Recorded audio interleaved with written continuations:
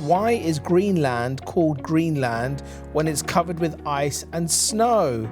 Does this not mean that the Earth had cooled since that time? Now, Greenland was called green because when they found it, it wasn't all green, but the edges were green.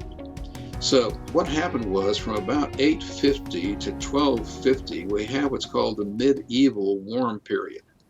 It was much warmer then than it is today.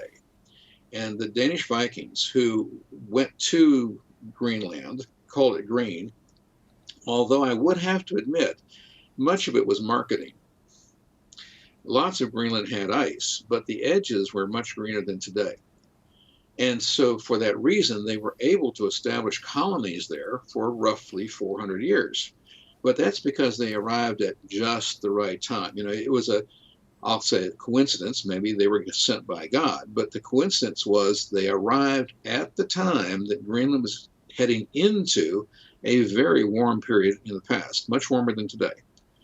And they were able to establish viable colonies there for 400 years. But at the end of the medieval warm period, at what is the beginning of what's called the Little Ice Age, lasting from roughly 1250, 1300 until the end of the 1800s, the villages could no longer be maintained because the summers were no longer warm enough to grow the crops necessary to keep the animals, and they had to abandon them. That's why they're just historic sites today.